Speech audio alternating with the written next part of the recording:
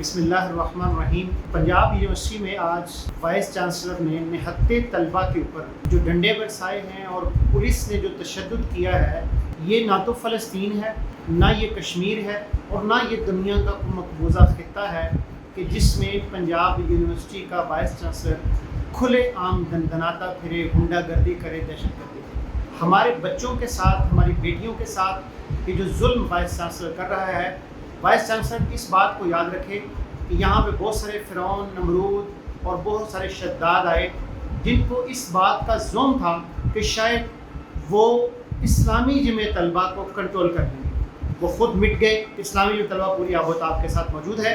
میں اس کی بھرپور مذمت کرتا ہوں اور میں اس بات کا مطالبہ کرتا ہوں کہ فورسز کو فور یونیورسٹی کی حدود سے ہٹایا جائے، اور سیکیورٹی گارڈ کو کس نے یہ اتھارٹی دی، کس نے یہ پرمیشن دی کہ وہ نہتے طلباء اور طالبات کے اوپر تشدد کرے۔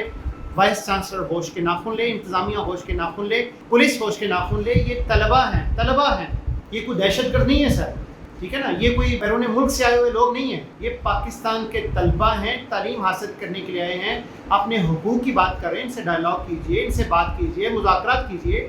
یہ جو کام آپ کریں یہ انتہائی شرمناک فعل ہے، ہم اس کی مذمت کرتے ہیں، اور جو طلباء گرفتار کیے گئے ہیں ان کو رہا کیا جائے، اور اگر رہا نہ کیا گیا تو پنجاب پورے کا پورا احتجاج کرے گا، اور وائس چانسلر صاحب کو سٹے کرنا بہت مشکل ہوگا انشاءاللہ۔